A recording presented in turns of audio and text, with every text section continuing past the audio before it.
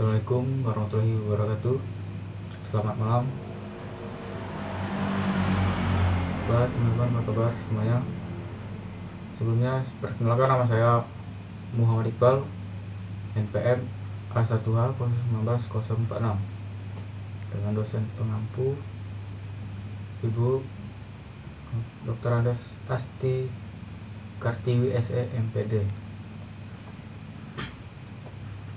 Dalam malam ini kita akan membawakan materi pengelolaan pembiayaan.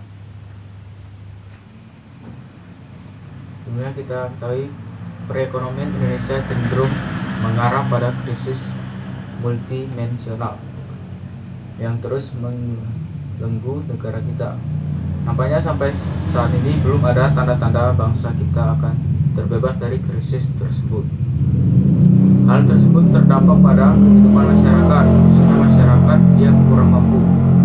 Semakin berat beban hidupnya, terutama bagi golongan masyarakat yang status ekonominya kurang beruntung. Terlebih lagi dari kemampuan kurang mampu semakin tidak membentuk kondisi perekonomiannya dari hari ke hari. Hal ini dapat dicermati dari segala jenis kebutuhan hidup yang semakin meningkat, terutama yaitu masalah pendidikan misalnya, merupakan salah satu masalah bangsa yang belum dapat ditemukan solusi secara tuntas. Jika mencermati dan ikuti perkembangan pendidikan khususnya dalam hal biaya pendidikan, sampai saat ini biaya tersebut dirasakan makin mahal. Baiklah, sedikit tadi pembukanya.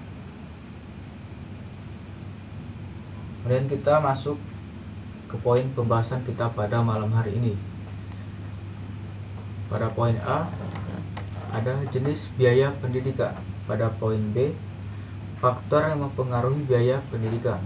Pada poin C, permasalahan pembiayaan pendidikan di Indonesia. Pada poin D, solusi pemecahan permasalahan pembiayaan di Indonesia. Baiklah, mempersingkat waktu, kita langsung saja masuk ke pembahasan. Baiklah, mempersingkat waktu, langsung saja kita masuk pembahasan pertama, yaitu poin A, jenis biaya pendidikan. Di sini kita lihat ada jenis biaya pendidikan langsung. Diartikan sebagai pengeluaran uang yang secara langsung membiayai penyelenggaraan pendidikan, pengajar, peneliti, dan pengabdian kepada masyarakat, menurut Anwar dan Hidoji 1991. Biaya langsung juga diartikan sebagai biaya yang secara langsung menyentuh aspek dan proses pendidikan. Sebagai contoh, biaya untuk gaji guru dan pengadaan fasilitas belajar mengajar, menurut Gafar 1991. Biaya-biaya yang dikeluarkan untuk keperluan pelaksanaan pengajar dan kegiatan belajar peserta didik berupa pembelian alat-alat pengajar, sarana belajar, biaya transportasi, dan gaji guru, baik yang dikeluarkan oleh pemerintah, orang tua, maupun peserta didik sendiri, menurut Fatha 2000. Terus saja ke poin B, faktor-faktor yang mempengaruhi biaya pendidikan.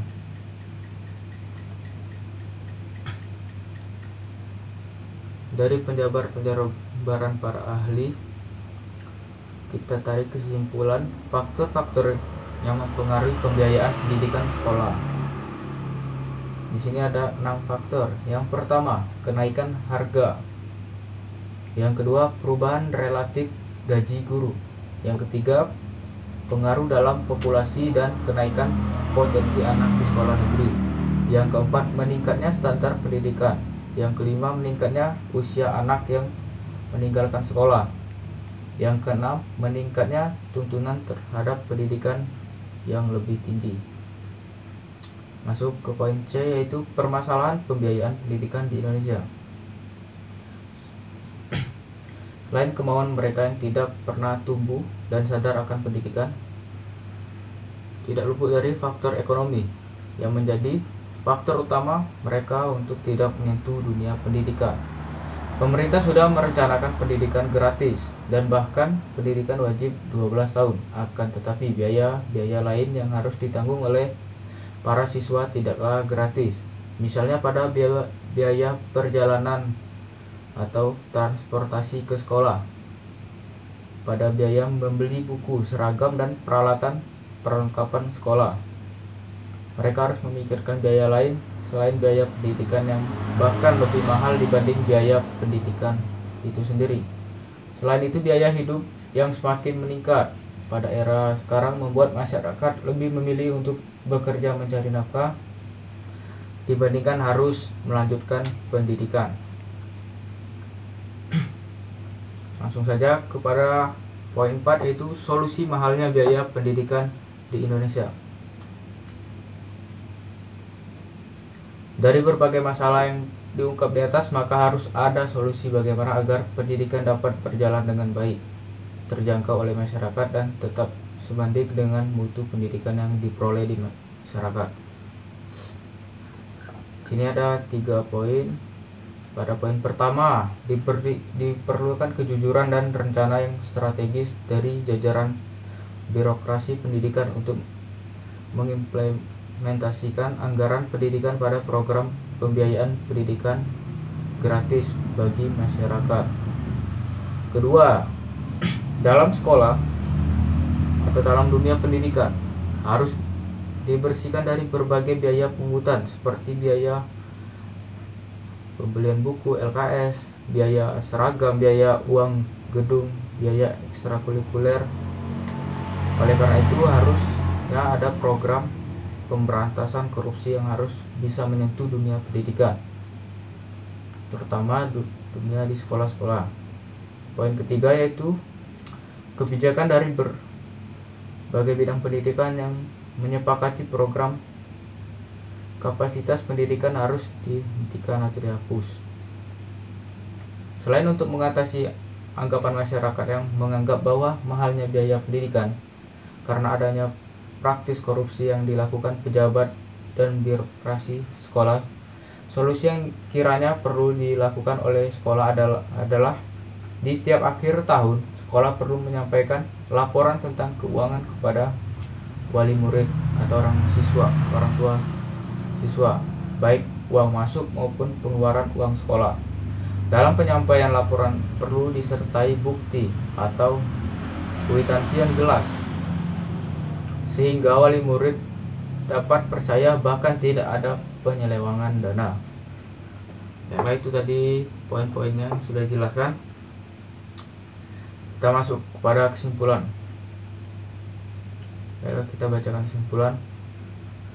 Adapun kesimpulan yaitu faktor yang mempengaruhi biaya pendidikan tidak luput dari faktor ekonomi.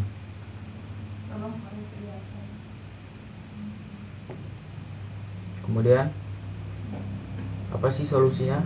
Yaitu pertama, diperlukan kejujuran. Kedua, harus dibersihkannya dari berbagai macam biaya pungutan. Ketiga, kebijakan dari bidang pendidikan yang menyepakati program kapasitas pendidikan harus diberhentikan atau dihapus.